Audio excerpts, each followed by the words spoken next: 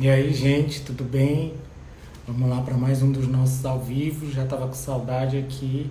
Essa semana é o primeiro que eu estou fazendo, mas eu espero que seja aqui uma conversa. Ah, o meu convidado já chegou. Já vou chamá-lo aqui para a gente papo, que é o Eric Moraes. E é já que ele faz as apresentações aqui. Boa noite, querido. Boa noite, meu amigo. Tudo bem? Como é que você tá? Tudo, tudo ótimo. Tá ouvindo direitinho aí o áudio, a imagem? Tá Tô. tudo Você tá me bem? ouvindo direitinho? Tudo ótimo. Ah, que bom. Conseguiu, né? Tava falando aqui que já estava começando a te apresentar, mas aí tu entraste, acho que a melhor pessoa para se apresentar é tu próprio, né, Eric? Porque eu nem consigo decorar o tamanho daquele título. E é importante que se diga cada palavra ali para poder a gente entender o conteúdo que tem por aí para a gente conversar hoje. Para te ouvir, na Sim, verdade. sim, sim. Não, vai ser um bate-papo, com certeza. Você quer que eu comece? Primeiro se apresenta, né? Sim, eu sou Eric Moraes, advogado. Sou militante do movimento negro e dos direitos humanos há mais de 20 anos. Eu sou presidente e fundador da Comissão da Verdade da Escravidão Negra no Brasil, da OAB. Essa comissão, ela tem a função de fazer a reparação histórica. Depois eu vou contar um pouquinho o que seria a reparação histórica. E eu sou presidente da Comissão da Igualdade, também presidente e fundador da Comissão da Igualdade Racial da Abracrim, que é a Associação Brasileira de Criminalistas do Brasil. São as duas maiores instituições jurídicas do Brasil. E sou seu amigo, estou aqui para esse bate-papo. Já me apresentei. Se você quiser, a hora que você quiser, a gente começa. Fiz aqui um croquis bem bonitinho para a gente poder explicar bem didático o que é esse papo de hoje. Sim. Eric, eu queria pontuar que essa discussão agora tomou uma proporção global, né? Ela sempre existiu, é claro, haja vista que existem organizações como essa que tu faz parte, tu falaste que tu está aí há 20 anos, e existe, a gente sabe, existem movimentos organizados para falar de tudo isso. Mas trazer isso agora, eu não sei nem classificar se é necessário, ou se eu acho que é pelo menos oportuno, uma vez que todo mundo virou os olhos para isso, isso chama a atenção da mídia, das pessoas de um modo geral, e eu me incluo aqui como mídia, porque sou jornalista e trabalho no jornal, e como cidadão também, né? E não que antes eu não me interessasse ou não fizesse algum tipo de exercício de reflexão, de meia-culpa e de entendimento. Mas é que agora, como todo mundo está discutindo, a gente sentiu essa necessidade de também falar, de ter uma voz. Mas acho que a coisa mais importante nesse contexto todo é ouvir quem tem essa história do lugar de fala. É até um termo, né, meio complicado, e aí depois a gente vai até falar, mas não encontra outro termo, é o lugar de fala, quem se Sim, debruça sobre isso, quem já fala, quem já discute, quem, acima de tudo, vive isso, né? Então, eu acho que, para a gente, o mais importante é ouvir, e aqui hoje eu te digo com muita honestidade que eu não tenho nenhum roteiro, porque eu imaginei que se eu criasse um roteiro para esse bate-papo, eu, de certo modo, estaria interferindo de uma forma que a mim me cabe mais entender e ouvir, entendeu? E aí o espaço para o início, para o que você considera importante, fundamental de ser dito, porque são muitas coisas que precisam ser ditas e discutidas, sim, mas eu acredito que tem algumas aí que sejam mais urgentes, aproveitando esse momento, né? sim.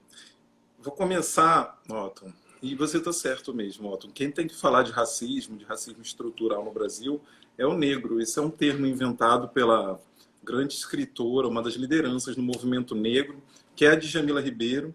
já deixo a dica aqui para vocês do livro da Djamila Ribeiro, que se chama Lugar de Fala. É justamente isso, que a gente viu recentemente um movimento de críticas na Globo, na Globo, no qual teve uma discussão onde estavam se falando de racismo e só tinham jornalistas brancos. A repercussão foi tão intensa, e daí quando a gente fala dessa tensão racial, a gente tem que lembrar da morte do George Floyd lá nos Estados Unidos, que foi o gatilho para toda essa situação mundial. Então já na outra noite, pela primeira vez na história, e olha que a gente está em 2020, uma TV brasileira reuniu diversos jornalistas negros, e a tela estava linda, né? Só com jornalistas negros, comentando sobre racismo, porque é negro que tem que falar sobre racismo. E esse evento foi tão importante que ele acabou virando um Globo Repórter. Foi o último Globo Repórter da sexta-feira. Era um programa da Globo News, que é uma dos canais da Rede Globo, só que a cabo. Foi tão importante que acabou virando o Globo Repórter. Eu fiz aqui uma linha do tempo e eu vou precisar falar dela para a gente contextualizar aqui um pouquinho a situação do negro no Brasil, para as pessoas terem uma ideia. E eu sou advogado, eu vou trazer essa linguagem um pouco jurídica para o assunto, para as pessoas terem um pouco de entendimento daquilo que a gente vai falar na frente. Eu vou tentar ser o mais breve possível. Em 1824, Alton, aqui no Brasil, importante dizer que a escravidão começou aqui no Brasil e foi legalizada a partir das chegadas dos negros trazidos na África pelos portugueses e depois por portugueses e brasileiros. Eram portugueses e brasileiros os maiores traficantes que traziam os nossos irmãos à base de sequestro, de roubo, de guerras. Então, em 1824, o Brasil decreta uma lei dizendo que negros eram considerados seres semoventes. O que quer dizer isso no jurídico? Negros, eles eram objetos, eles não eram seres humanos. Então, no testamento, vem primeiro os direitos dos seres humanos e depois vem seus objetos. Eram ali que eram colocados os negros. Em 1839, a gente tem uma lei de instrução primária onde diz que os negros não poderiam frequentar a escola. O negro no Brasil, as pessoas falam assim, a escravidão no Brasil, nos Estados Unidos, perdão, a escravidão nos Estados Unidos foi muito pior do que a brasileira. Não foi não, gente. Isso daí faz parte do racismo estrutural, a gente pensar uma coisa dessa. Lá nos Estados Unidos, o negro nunca foi impedido de estudar. Mesmo durante a escravidão, os seus senhores construíam escola de música, universidades, escolas, todas as instituições e políticas públicas existiam para o negro. Só que lá existia um apartheid, ou seja, as escolas só tinham negros, as universidades só tinham negros. Mas quando se teve, daí eu preciso contextualizar, quando se teve o último movimento negro, você fala dessa tensão, é verdade, Otto, quando eu terminar essa linha do tempo, eu vou falar que em 2020 é a primeira vez que brancos estão dando as oportunidades para os negros falarem. Isso está sendo histórico, esse nosso bate-papo aqui é histórico. Daqui a muito tempo as pessoas vão falar desse nosso bate-papo aqui que aconteceu durante esse momento de tensão. Então, quando lá nos Estados Unidos, em 1960, foi a última tensão racial que aconteceu no mundo, os negros americanos eles tiveram direito aos direitos civis, automaticamente na NASA já tinham cientistas negros, em todas as universidades já tinham negros, no judiciário americano já tinham negros, a cada 10 bilionários nos Estados Unidos, um é negro. Então, a gente está contextualizando a eles, a gente está em média, Otto, 65 anos atrasados em termos de direitos civis. Entendeu? Lá nos Estados Unidos, a lei de cotas não é só para as universidades públicas, é também para as universidades privadas. E as universidades privadas, elas são obrigadas a ter essas cotas, por maioria das vezes, são pagas pelo governo. Harvard tem cota desde 1960. Aqui no Brasil, a gente foi conseguir cota em 2012, há somente 8 anos. E que vem com uma carga muito negativa, com as pessoas acusam a gente ainda de se vitimizar e utilizar as cotas. E daí eu estava fazendo, né, que os negros foram proibidos em 1839 de estudar mais uma vez nas escolas públicas e nas escolas particulares. Em 1850 é decretado o primeiro Estatuto da Terra, onde só poderia ter acesso à terra por venda ou por autorização da coroa, ou seja, os negros ficaram impedidos de ter qualquer tipo de acesso de terra. Os negros foram colocados na pobreza por leis da época.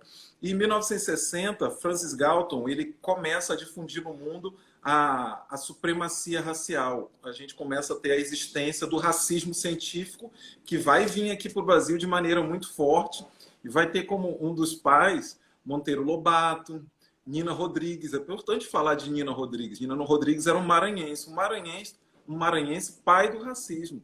Ele tem livros que propagam que a supremacia racial, que o negro, a nossa cultura, nós somos indulgentes, ou a figura de controle de que nós somos raivosos, ou a gente tem um intelecto menor, foi criado por pessoas como Monteiro Lobato, Renato Kell, e principalmente aqui no Maranhão e no Brasil inteiro, por Nina Rodrigues, que era tido como um grande cientista na época.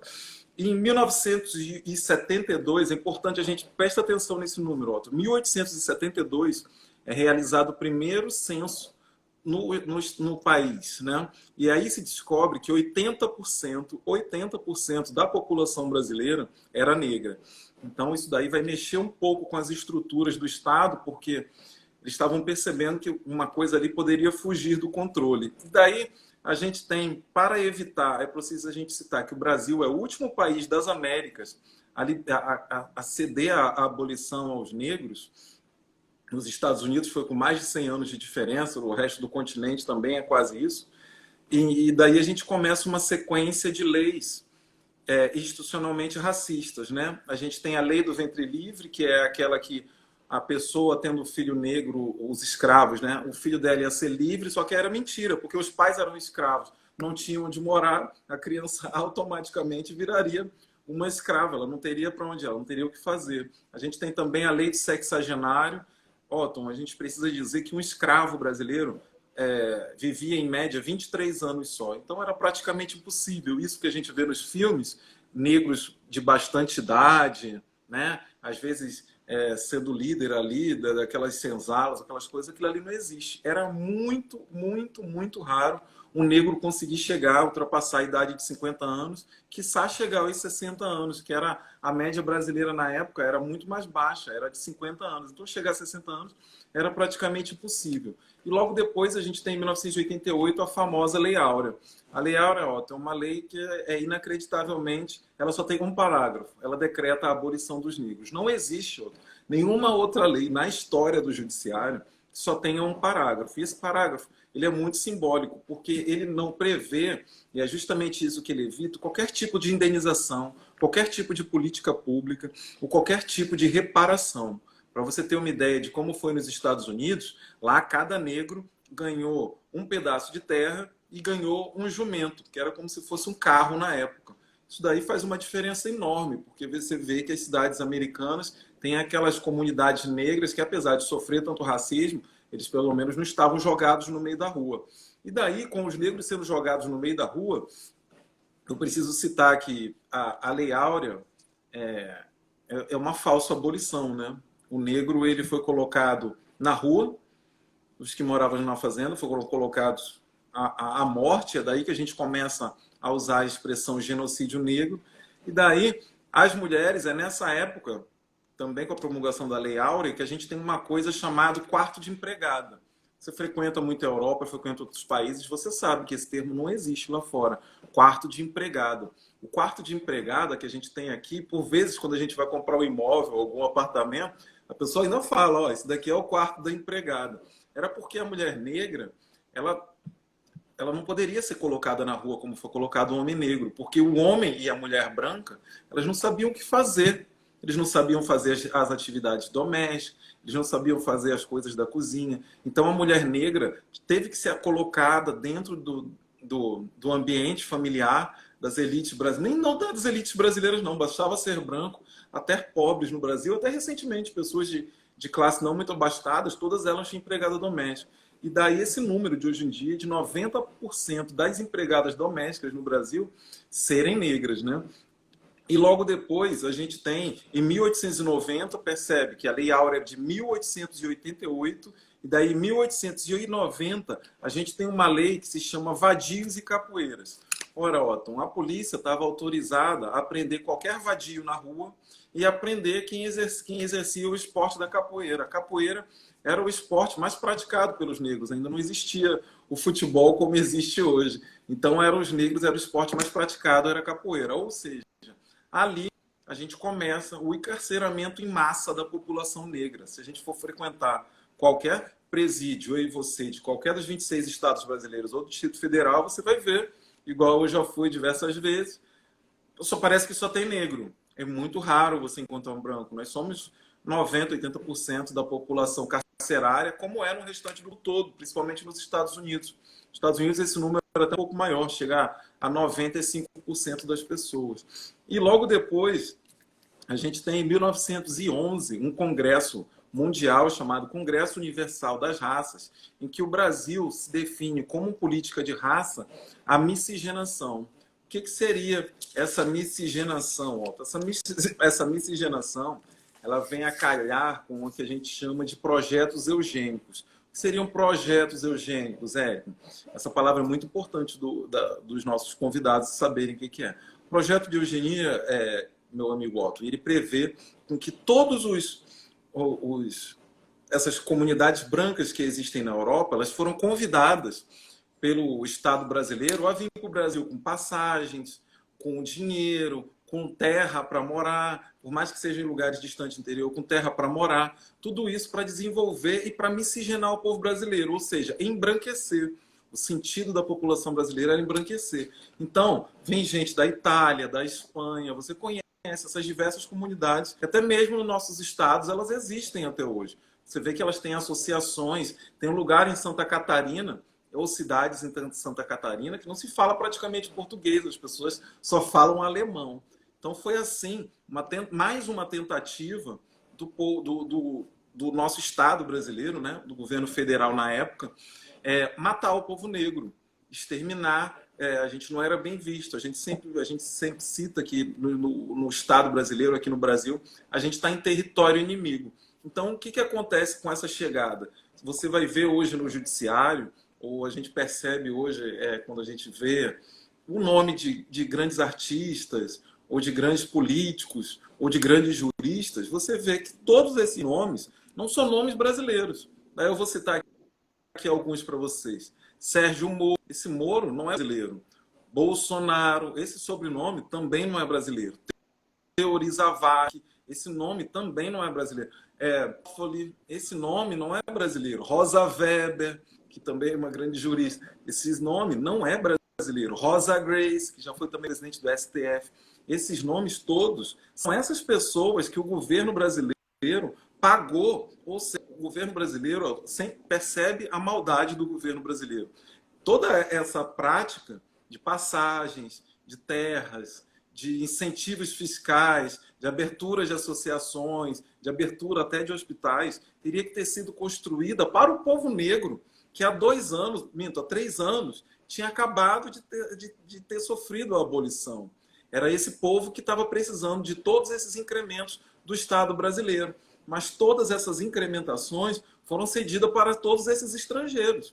Eles ascenderam tanto na nossa sociedade e eles estão todos aí presentes. A Giovanna Elbank, que é um exemplo, ela adotou 2 crianças africanas. O nome não é brasileiro. Esses sobrenomes todos gringos vêm dessas gerações, dessas pessoas que ascenderam. A gente não tem nada contra elas ascenderam com todo o mérito delas, mas essas políticas eram para ser direcionadas para os pretos que já existiam aqui. Mas aí o racismo institucional, que aí depois, quando eu entrar aqui no racismo estrutural, é uma das modalidades de racismo, é essa falta de entendimento, esse bloqueio à cultura negra que existe nas nossas instituições brasileiras. Então houve todo esse incentivo. E daí, já vou finalizar essa nossa linha do tempo para a gente debater mais o racismo. Em 1931 é criado o primeiro partido só de negros do Brasil, que é a Frente Negra Brasileira, e também é criada a primeira revista A Voz da Raça. E em 1934, prestem atenção agora, em 1934 é promulgada uma Constituição brasileira em que existe pela primeira vez a palavra chamada eugenia. Ou seja, a eugenia era uma política de Estado constitucional brasileiro. Ou seja, estava autorizado pela Constituição a matar o povo negro. Eugenia é o embranquecimento. No Brasil não existiam brancos da forma que existem hoje em dia, caucasianos, muito menos com esses sobrenomes estrangeiros que eu falei para você. E em 1937, com a entrada do Estado Novo, né, com o golpe do Getúlio Vargas na ditadura, é proibido tanto a Frente Negra quanto essa revista, A Voz da Raça. E daí a gente já vai passar agora para 1951, quando é promulgada a Lei Afonso Arinos. Então, com a Lei Afonso Arinos, pela primeira vez na história, a gente vai ter uma punição para quem comete o crime de racismo. Só que esse crime de racismo, a prática do racismo, o racismo ainda não era o crime. A Lei Afonso Arinos tratava o racismo como uma contravenção. Ah, Eric, me explica o que é isso.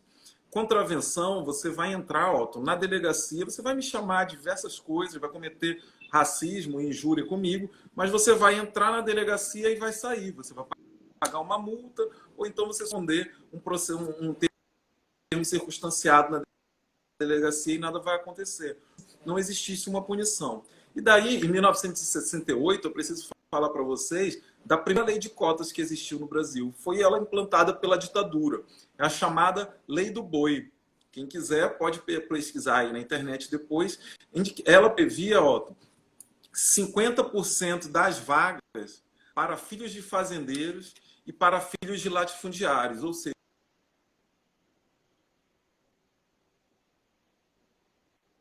Eric, deu um delayzinho aqui. Deu. escolas Ah, agrotécnicas voltou. existentes aqui no Brasil. Travou? Voltou? Então, eu estava falando da lei do Travou, mas boi. voltou. Voltou.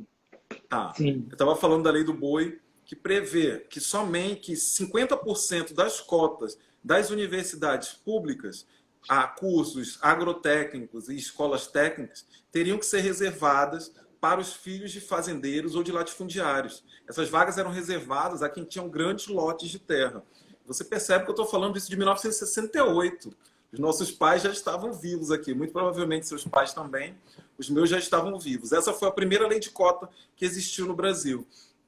E daí, essa lei de cota, que é a lei do boi, ela só deixa de existir com a promulgação da Constituição Cidadã de 1988, que é a que rege hoje. E daí, finalizando essa linha do tempo, Otto, a gente do movimento negro entende que a década de 90 é o auge dos padrões éticos europeus na televisão. É quando a gente não vai enxergar nenhum negro na televisão.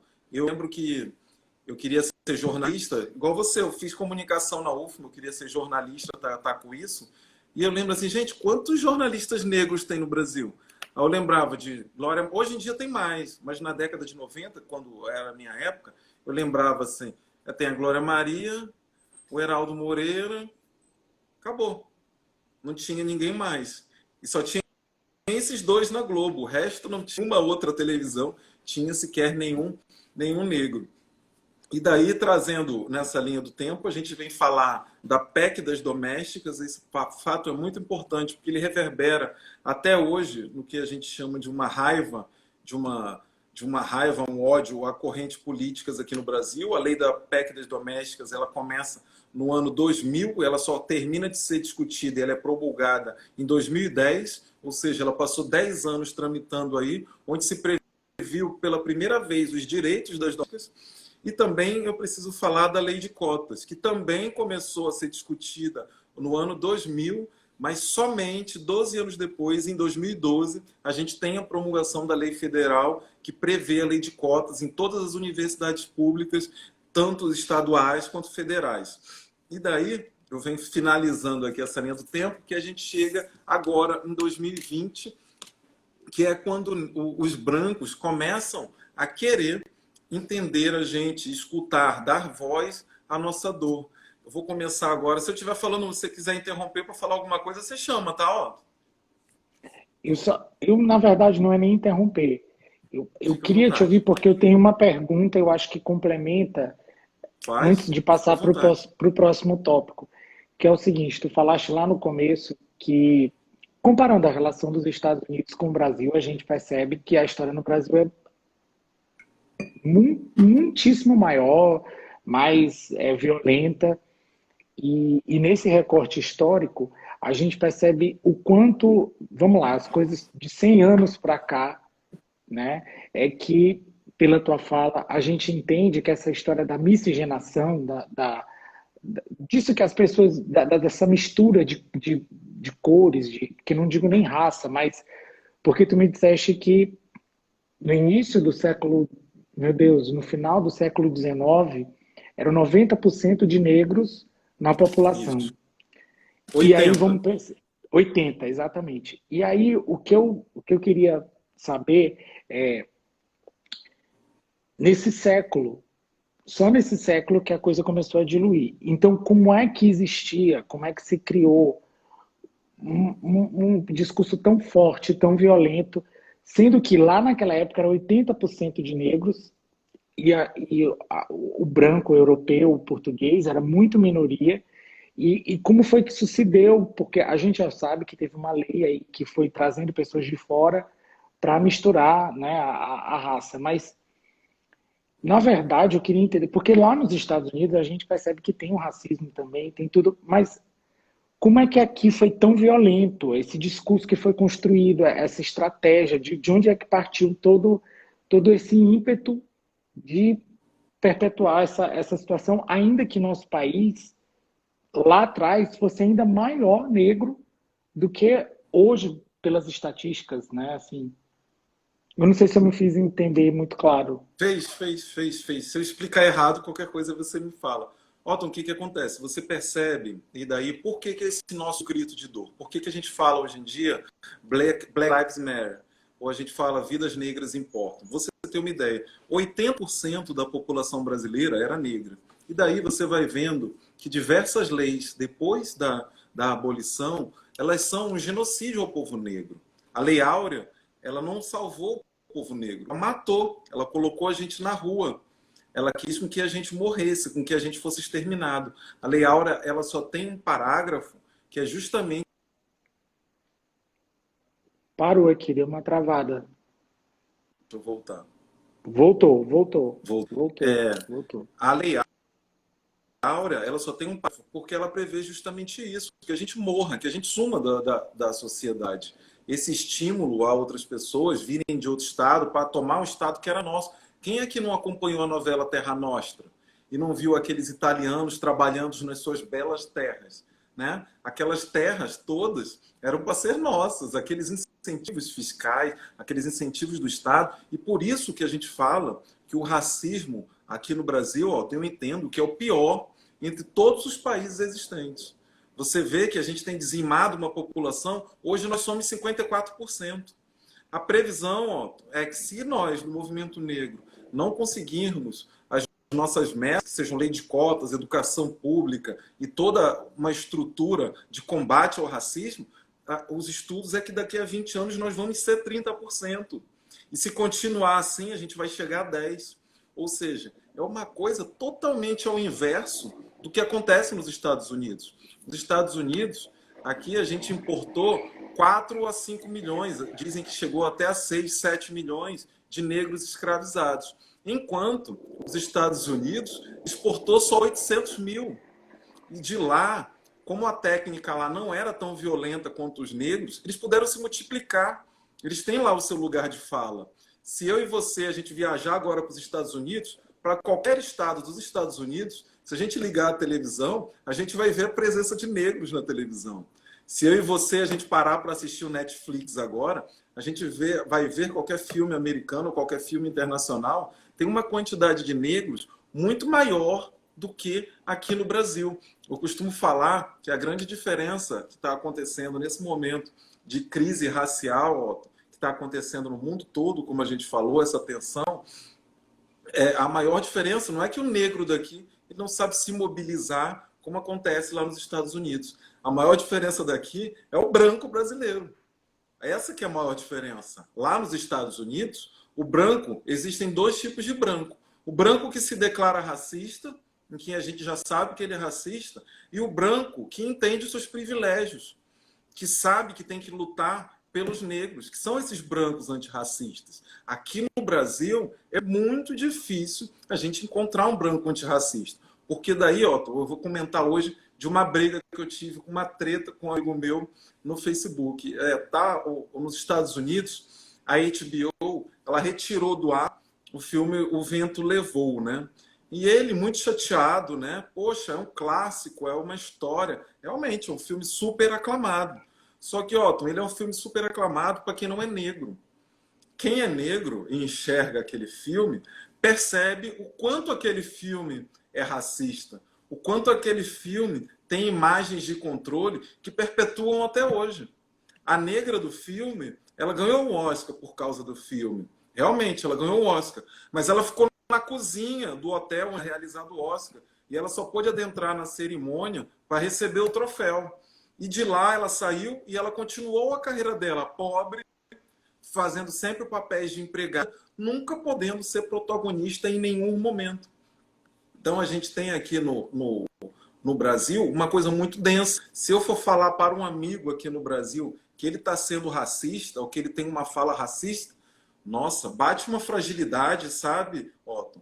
Ele não consegue entender que aquilo ali, e daí eu falo para você que é meu amigo, se um dia eu falar para você, poxa, Otto, essa fala é racista e tal, eu peço para que entenda, me escute, entendeu? O racismo, ele não é uma doença terminal em que a pessoa vai pegar e pronto, ela vai morrer. Ela é fruto de todo um racismo estrutural. Eu sou nascido da década de 80, ó. Eu vou trazer coisas racistas. Eu preciso, todo dia, mesmo sendo um militante negro, isso aí eu faço com menos, eu vou trazer todo dia questões que me foram aculturadas dentro da minha sociedade. Eu preciso lutar contra isso. A mesma coisa, eu vou dar um exemplo para as pessoas entenderem um pouco melhor, é o machismo. Todo dia que eu acordo, eu preciso lutar contra o machismo. Eu tenho que me identificar como machista. Assim como o branco tem que se identificar como racista aqui no Brasil. Porque eu, Otto, fui criado, como eu falei para você, eu nasci em 1981. Eu vou trazer muito, perante a minha história de vida, muita coisa machista da década de 80, da década de 90 e até mesmo da década de 2000, o auge do Axé Music, da hipersexualização do corpo feminino. E eu preciso todo dia acordar e escutar quando uma mulher falar para mim que eu estou sendo machista. Éric, você está sendo machista. Eu não posso chegar e fazer esse trabalho de negação. Falar, não, eu não sou machista. Eu não estou nesse lugar de fala. Ó. Você entendeu? Eu posso acampar a luta contra o machismo. Mas eu nunca posso falar de machismo, porque eu não sou mulher para falar de machismo. Eu não sofro as dores de uma mulher. Então, é da mesma forma, quando a gente negro cita para um amigo, e a gente está querendo ajudar falando isso, que aquela fala é racista, ou que ele está sendo racista naquele momento, é justamente para ele mudar, para que ele não adentre mais dentro desse campo, porque isso causa dor na gente. Essa dor só a gente sente.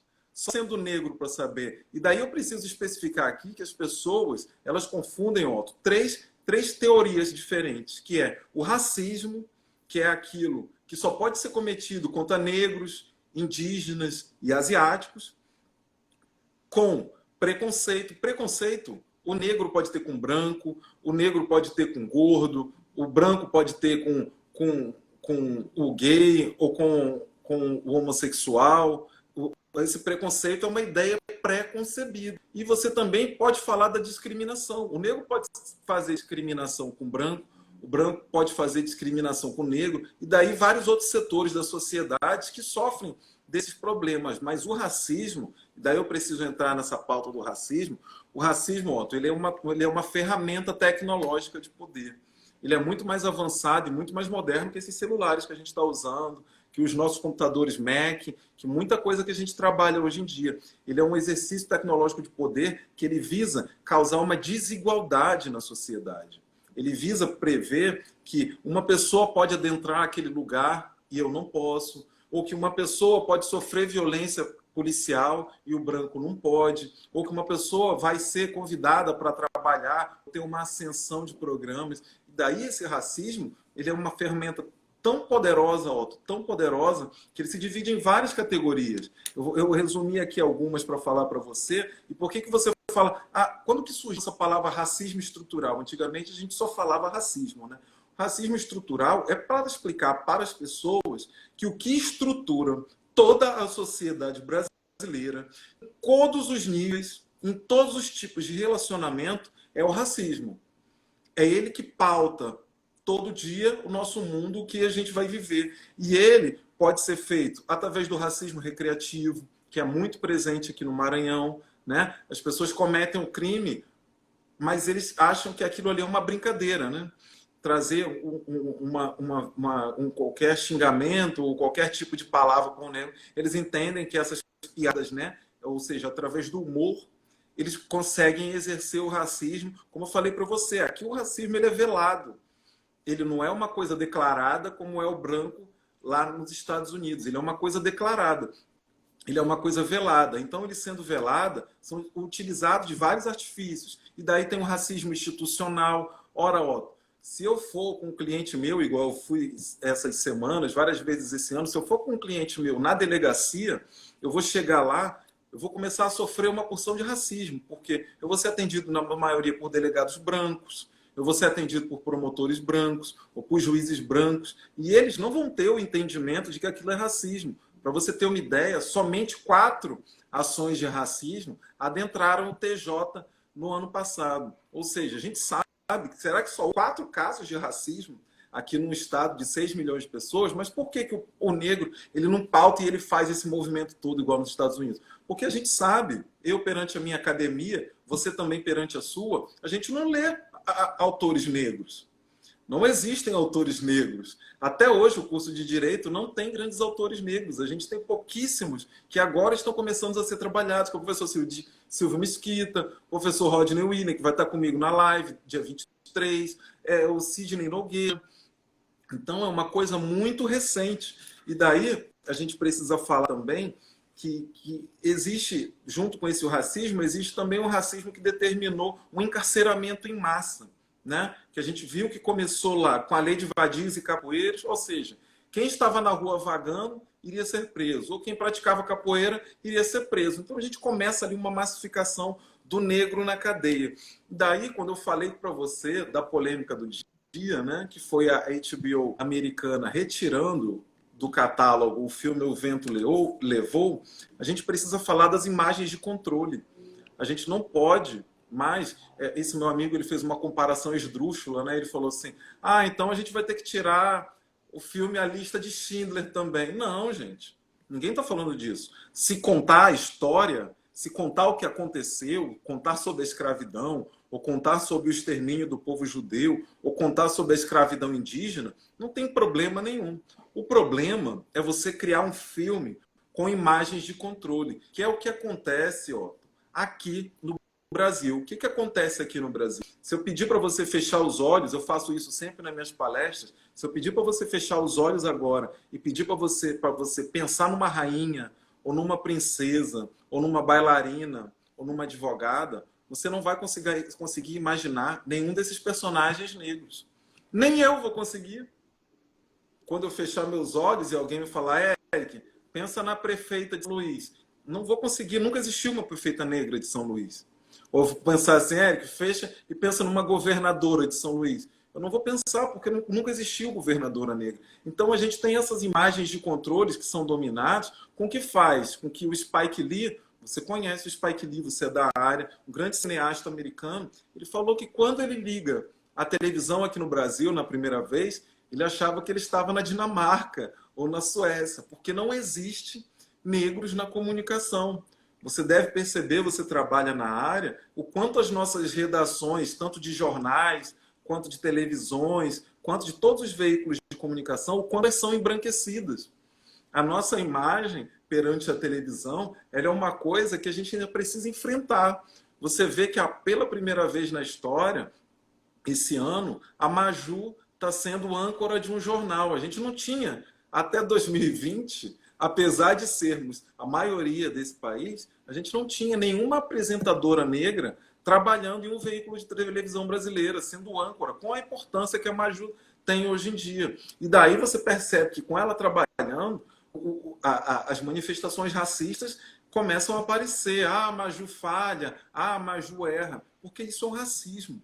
Tudo que a gente faz, sendo certo, não vai ser aplaudido, nem vai ser reverberado. Mas se a gente fizer o errado, o peso em cima de nós é muito maior.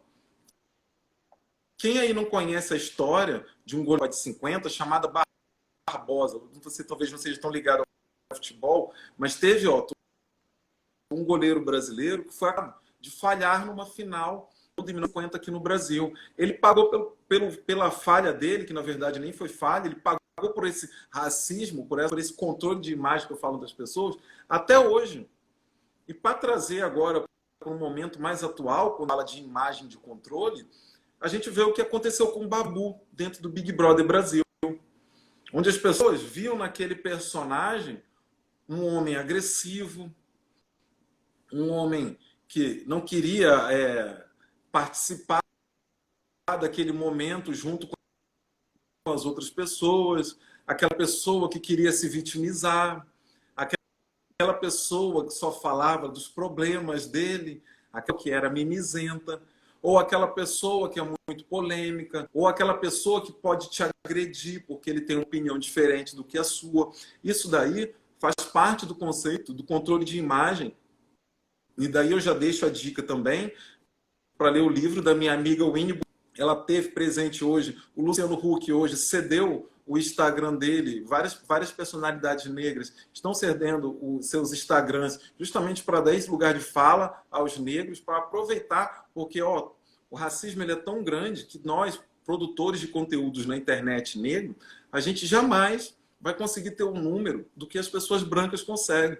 Para você ter uma ideia, uma pessoa igual a Djamila Ribeiro, ela não tem sequer 1 milhão de seguidores. O Paulo Gustavo cedeu, o grande comediante, ator brasileiro Paulo Gustavo, ele cedeu o Instagram dele para ela, justamente para ela poder conversar com 13 milhões de pessoas que interagem por ele por dia.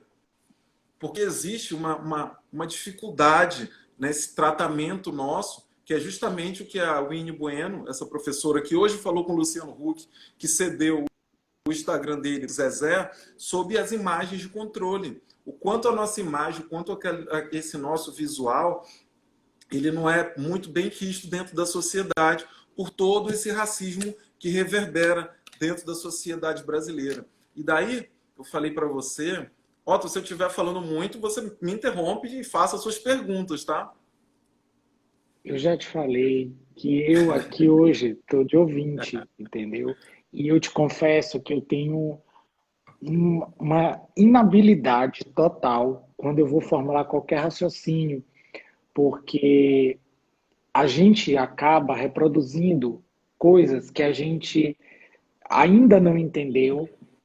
Mas a gente também reproduz, amigo. Fica à É, vontade. mas é isso, mas acho que o momento agora é de ouvir mais, porque a qualquer momento eu posso reproduzir algo.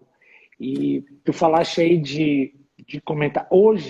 Hoje à tarde eu fiz um comentário racista, veio assim, sabe, falando de fazer a Sim, coisa nas claro. coxas. Eu Vem falei aqui em comigo também, casa, ó. eu disse, ó, fazer as coisas na coxa. E aí Augusto virou para mim e falou, ei, esse comentário não. Aí automaticamente, sabe? E aí eu entendo que a gente tem que ouvir, porque a gente acaba ficando num lugar confortável. A gente está discutindo isso aqui, daqui a pouco a gente volta para a vida normal e aí vem para o conforto.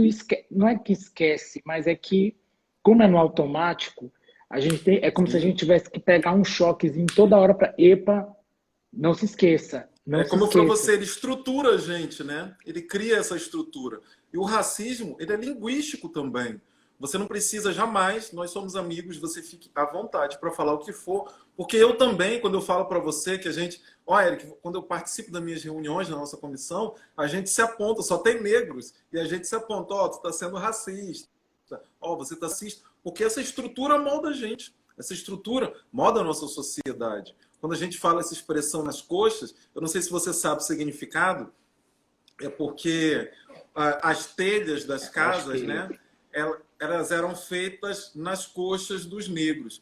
Então, como os negros tinham as coxas, por vezes, muito grossas, uma da outra, criava uma diferença entre negros que tinham perna tão grossa quanto as outras, diziam que aquelas telhas tinham sido mal feitas, aquelas telhas mais grossas, né, mais redondas. Então, para dizer que um trabalho foi mal feito, a gente fala que aquele trabalho foi feito nas coxas, ou seja, um trabalho feito por escravos, por negros, né? Então, essa e mais outras, eu aprendo igual você também, ó.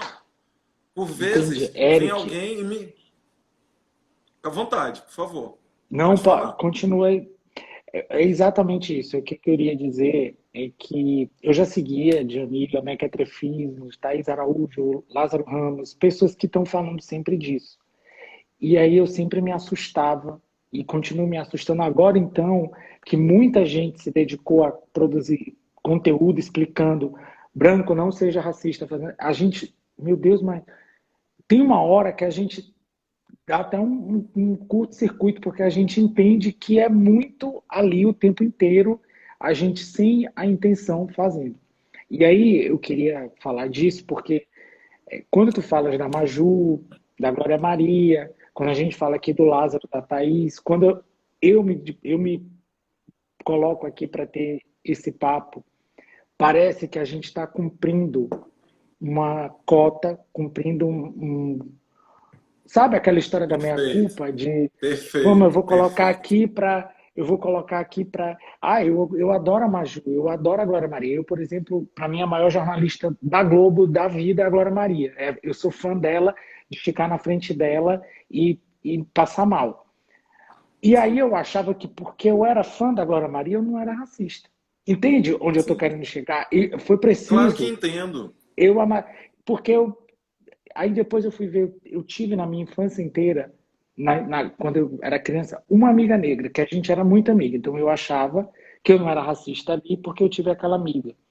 Depois eu comecei a olhar onde estão os negros do meu lado, na vida, nos mesmos postos. Isso é uma coisa que eu não olhava. Eu achava que a vida de cada um levou cada um para isso, sabe? Eram muitas Sim. colocações equivocadas que eu tinha até outro dia que eu continuo tendo, que é muito é da gente ter mesmo que se policiar todo dia, porque senão a gente volta para aquele modo de não, mas eu não sou racista, mas eu estou aqui, eu estou nesse lugar, eu faço essa coisa, sabe? E é Eu tenho muito avó doido, porque negra ou eu tenho pai negro, né? Essas falas são muito exatamente, racistas. Essas falas doem muito na gente. A pessoa fala assim: ah, eu não sou racista porque eu tenho amigo negro. Ó, eu não sou racista porque meu avô era negro. Ó, eu não sou racista porque minha mãe. Ou você pode ter até um irmão negro. Isso não vai impedir você de ser racista se você, dentro de um racismo estrutural, não começar a ser antirracista. O racismo, Otto, ele no Brasil, ele é fenotipado, ele é heteroidentificado. Eu posso ter um irmão branco, ó, e eu posso ser negro. Ele branco, ele não vai sofrer racismo. Eu negro, eu vou sofrer racismo. Ele tem suas características, ele tem um nariz que é o que sofre racismo. Esse meu nariz aqui, ele não é tido pelos padrões estéticos brasileiros como um nariz bonito. Na verdade, ele é lindo. Eu sei que esse meu nariz aqui ele é lindo. Eu sei que meu cabelo, que eles falam que é um cabelo ruim, eu sei que o meu cabelo é bom, que esse cabelo é lindo. E que quando a pessoa fala que o meu cabelo é ruim, ruim está sendo o coração dela, de não enxergar que aquilo ali é um racismo. Aquilo ali foi o que eu falo para você do controle de imagem. A gente estudou no mesmo colégio, no Dom Bosco Renascença aqui, né? Ó. Lembro de você, garotinho. Quando eu vejo você de fio de cabelo branco, eu fico sem entender, ó. Eu lembro de você, pessoas mais novas que a gente no colégio, a gente sempre vê garotinho. Então eu vejo você muito jovem ainda, até hoje. Então, eu estudei no mesmo colégio que você. Quando chegou no terceiro ano, que aí tem aquelas, são 4 salas, né? Na minha época era só de manhã que tinha, no Dom Bosco Renascença. Eram 100 alunos em cada sala. Nós éramos 4 negros, de 400 alunos.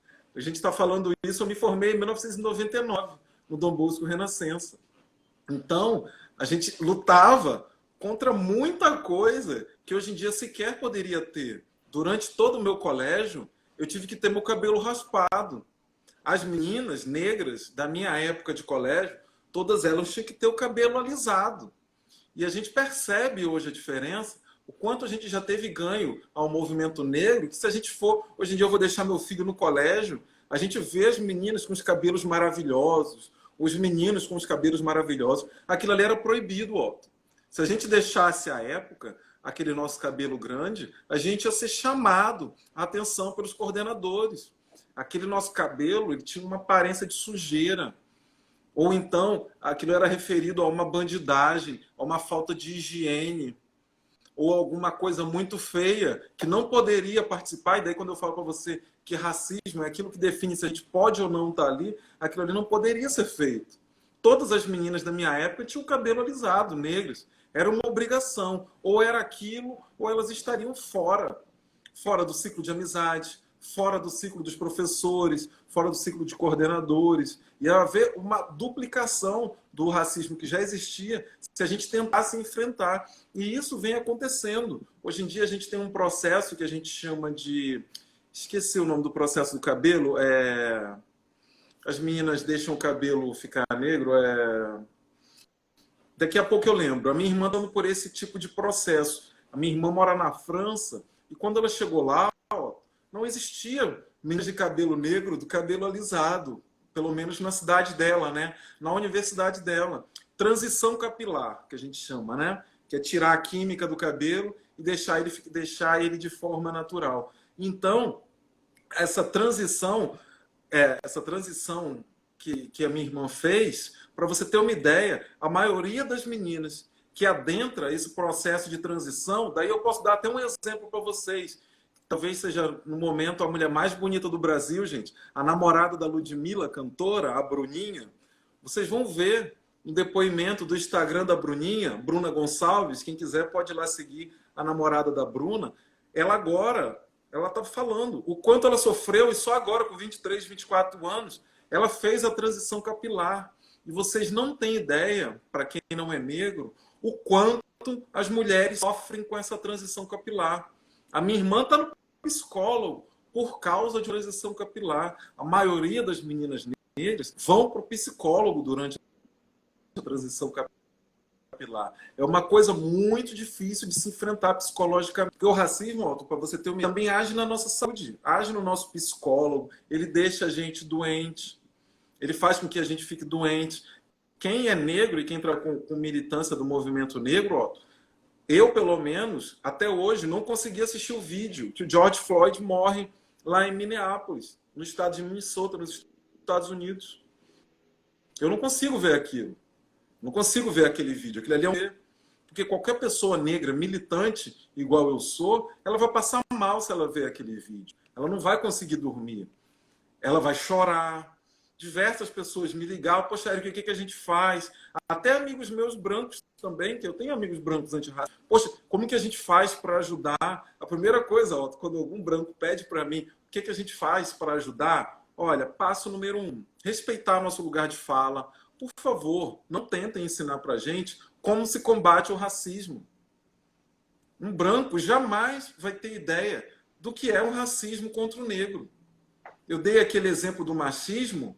Eu posso entrar na luta feminista, claro que posso. Assim como o branco, ele pode entrar na nossa luta e ser antirracista. Mas eu jamais vou conseguir saber o machismo dentro do meu universo. Eu não sei como é que o machismo vai agir dentro de mim. Pelo contrário, eu exerço ele. As mulheres, somente as mulheres e as mulheres trans, elas vão poder explicar o que é machismo contra a mulher. Da mesma forma que somente o negro... Então, quando eu falo para os brancos que me procuraram durante todo esse período, por favor, Eric, o que a gente pode fazer? Primeiro, respeitar o nosso lugar de fala. Segundo, e daí eu deixo já a dica aqui nessa nossa live, leiam a coleção Feminismos Plurais. Lá tem a Djamila Ribeiro, lá tem o professor Silvio Almeida, lá tem o professor Rodney Almeida, lá tem o professor Sidney Nogueira, lá tem a Juliana Borges, lá tem a Joyce Berth. A grande maioria deles, todos já fizeram live comigo. O Adilson Moreira, que é o criador da tese Racismo Recreativo. Para você ter uma ideia, a tese do racismo estrutural ela é criada aqui no Brasil pelo Silvio Almeida. A tese de racismo recreativo quer dizer cientificamente perante a academia que o racismo ele se utiliza do humor para controlar, para desigualdade, para criar uma desigualdade, foi criada também pelo professor Adilson Moreira, que também já fez um vídeo comigo na live do projeto Diálogos de Pretitude que eu lidero aqui no OAB do Maranhão. Então, toda essa temática, toda essa tensão racial que está acontecendo nesse momento, a gente já vem debatendo há muito tempo que isso vem acontecer, Para você ter uma ideia, aqui no Maranhão, a cada 100 pessoas que morrem no Maranhão, 90 pessoas são negras. Será que não existe racismo nesses números? Será que esses números não querem dizer alguma coisa para a sociedade? É como eu falei para você anteriormente, nós éramos 80% desse país. Aqui no Maranhão, nós somos 76%. E daí eu pergunto para você, Otton, a gente frequenta praticamente os mesmos lugares. Ou vamos dizer que a gente vai para os restaurantes que a gente frequenta, aonde que a gente chega no lugar e a gente encontra 76% dos negros aqui em São Luís? Em lugar nenhum, né? Em nenhum lugar dessas festas que a gente frequenta. Muito Só pelo nos contrário. guetos. Só nos guetos. Exatamente. Que é justamente o que a gente chama de racismo ambiental, que são os lugares onde a gente tem a possibilidade de acesso. Onde a gente vai encontrar muito negro são nos lugares muito pobres, nos bairros mais pobres aqui de São Luís, ou nos nossos quilombos urbanos, bairros como a Liberdade, ou bairros como a Camboa, que são remanescentes do território quilombola de Alcântara. Então, essa questão aflige a gente de diversas maneiras. Você veja, eu chego perante a minha academia jurídica de direito e eu tenho que fazer um processo, Otto, eu tenho que fazer uma petição. Eu nunca citei um autor negro, porque não existe. Eu posso citar um Malcolm X, eu posso citar um Karl Marx, mas se for alguma coisa realizada a temática de racismo. Mas, como eu falei para você, a gente quase não pega essa causa porque os negros não trabalham ou não enfrentam o judiciário, porque o judiciário ele é completamente branco. Eu só vou citar autores brancos na minha peça. E a gente precisa mudar isso, Otto. Por quê? Porque enquanto a gente ficar citando autores brancos ou lendo autores brancos, quando a gente subir com as nossas pautas para o judiciário, nunca o judiciário vai entender. Não existe ciência sobre isso. Quando a gente fala de cotas, eu quero citar para vocês, perante a minha academia, né? Eu citei na sua academia, quando eu fiz UFMA na comunicação, eu saí direto do Dom Bosco, direto para a UFMA para fazer comunicação. Na minha época, eu pegava, procurava, eu falei, gente, mas será que eu vou conseguir trabalhar com comunicação? Só tem a Glória Maria e o Heraldo Moreira. Será que eu vou conseguir chegar ao nível deles? Será que eu vou conseguir adentrar, furar esse círculo? Porque existe o que você comentou, né? Que as pessoas às vezes enxergam. A gente tem o Lázaro Ramos, a gente tem a Glória Maria. É o que a gente chama de preto de exceção, né? Parece que está lá cumprindo uma cota. Quando tem no Big Brother, para você ter uma ideia, Otto, do que é o controle de imagem na televisão brasileira. A gente tem um Big Brother, a gente tem 12 participantes, certo? A gente tem 12 participantes. Aí, Otto, quando a gente vai para a realidade brasileira, os números negros são 54% da população. Mas no Big Brother, em vez de entrar 50% de negros, só entra 2%. Minto, só entra 10%, só entram 2 negros. Todas as edições do Big Brother só entram 2 negros. Parece que a gente está cumprindo cota, e daí eu falo que isso daí é racismo. Isso é um caso clássico de racismo. É justamente para dizer que você não está sendo racista. Ó, a gente não está sendo racista. Tem aí o Babu e a Thelma. E tá bom para vocês. Entendeu? Se deem por satisfeitos com isso. E se a gente for assistir a MTV brasileira, se a gente for assistir De Volta com o Ex, que é o reality show de maior sucesso da TV fechada brasileira, não tem nenhum negro. Tá aí a nova temporada para comprovar. Isso se chama controle de imagem. Eu me lembro de um filme, eu não sei se você lembra, você é bem jovem que eu, mas tinha um filme, Otto, que marcou, um filme que hoje em dia eu entendo que ele destruiu sonhos, destruiu diversos sonhos de todo mundo que era da minha juventude. E daí a gente vem falar desse racismo, né, desse controle de imagem, que era um filme chamado Sonho de Verão. Ele era com as paquitas e com os paquitos e com muita gente branca, que era muito bonita no início da década de 90. É um filme excelente, mas a gente não conseguia se enxergar lá. Isso, Otto, causa na gente um alto ódio.